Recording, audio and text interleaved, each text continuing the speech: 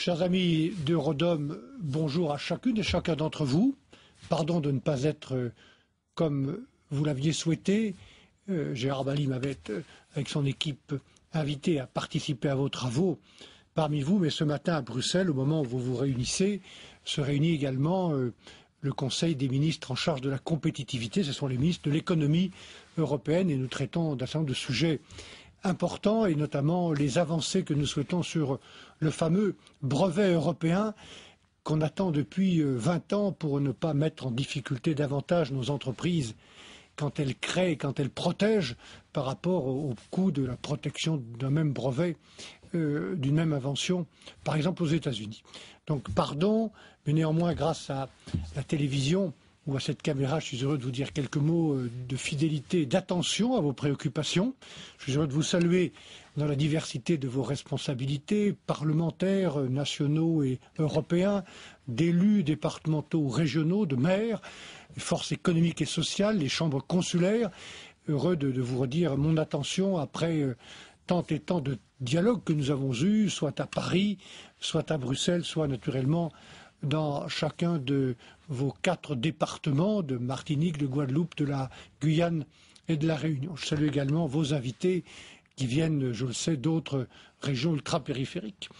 Juste quelques mots pour vous dire pourquoi nous avons des raisons de dialoguer, de travailler à nouveau ensemble. Je l'ai dit déjà à plusieurs d'entre vous, notamment à vos parlementaires européens, dans cette nouvelle mission qui m'a été confiée par le président Barroso au sein de la Commission européenne en charge de l'animation du marché intérieur, des services, de la régulation, de la supervision. Moi j'ai toujours eu la conviction, vous le savez, que les régions ultrapériphériques en général et les régions qui forment Eurodom en particulier ont leur place à l'intérieur de ce marché par la qualité, la désaisonnalité aussi, l'authenticité de vos productions, et je ne parle pas seulement des productions agricoles, mais je parle aussi des productions agricoles, il n'y a pas qu'elles. Je parle aussi de la place que vous avez dans vos marchés régionaux. Je parle des atouts que vous avez, et ils sont importants en matière de biodiversité, pour la recherche industrielle ou la santé publique. Je pense aussi à l'apport qui est le vôtre, ou qui peut vous être fait grâce aux nouvelles technologies de la communication. Vous avez cette place.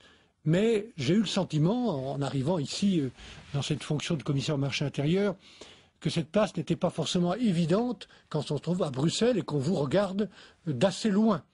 Et donc je voudrais qu'on ait un dialogue plus approfondi, plus sincère, plus concret encore sur la place des régions ultrapériphériques, des DOM français et des autres régions ultrapériphériques dans ce marché intérieur, la manière de mieux faire converger les politiques européennes qui concourent au développement de ce marché intérieur alors que vous êtes si loin et que vous y tenez une place qui est pour moi importante. Voilà, donc je voudrais vous dire ma disponibilité pour participer à ce dialogue et ajouter 2 choses. La première concerne les débats qui vont s'ouvrir au moment où l'on met à plat pour une nouvelle période de 7 ans les perspectives financières européennes et donc avec les budgets européens pour 7 ans, 2013-2020, on remet à plat aussi les politiques européennes dans leur ensemble. Il faut être très attentif à ce débat qui va être difficile, budgétairement, économiquement, politiquement difficile.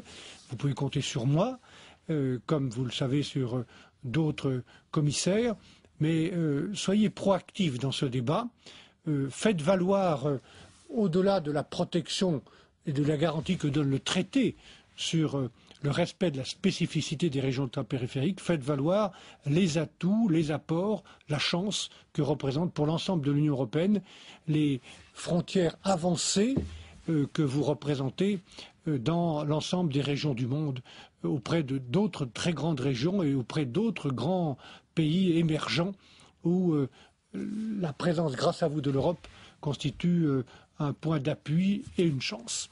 Mais ne négligez rien pour faire valoir vos préoccupations et vos projets dans le cadre du débat qui s'ouvre sur les futures perspectives financières. Et moi, à la place où je me trouve, je vous aiderai et j'accompagnerai les efforts des commissaires qui sont chargés de ces politiques qui vous concernent plus directement. Je pense notamment au commissaire Johannes Hahn, qui fait un très bon travail pour la politique régionale, au commissaire Dacian Ciolos pour l'agriculture, ou à d'autres commissaires en charge de la politique de la pêche, de la concurrence ou de la fiscalité.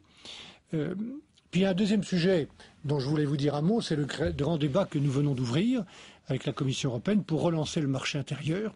Ça s'appelle l'acte pour le marché intérieur, le Single Market Act. Il comporte 50 mesures dont beaucoup avaient été recommandées par Mario Monti dans son analyse des forces et des faiblesses du marché intérieur. Vous faites partie, malgré l'éloignement, malgré la solidarité, vous faites partie de ce grand marché.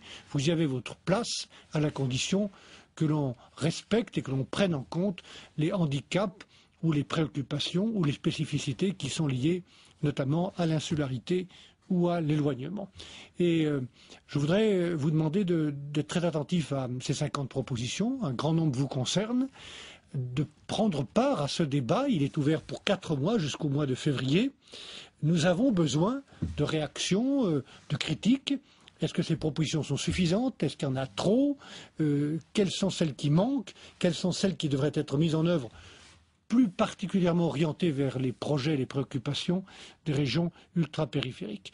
Et pour faire suivre ce débat, mon intention, je vous le redis, est de désigner, en accord avec le président Barroso, une personnalité importante à partir du mois de mars pour regarder de très près, une fois que nous aurons arrêté les 50 ou les 30 ou les 25 propositions principales du programme de l'acte pour le marché unique, de confier une personnalité importante le soin de regarder avec vous de très près la place des régions ultrapériphériques dans ce grand marché unique. Voilà ce que je vais vous dire. Je vous souhaite un très bon travail. Encore une fois, pardon de ne pas être avec vous, mais je sais que vous trouverez des voix fortes et convaincantes pour me dire les conclusions de vos travaux et vos propositions pour les semaines et les mois qui viennent. Bonne journée à tous.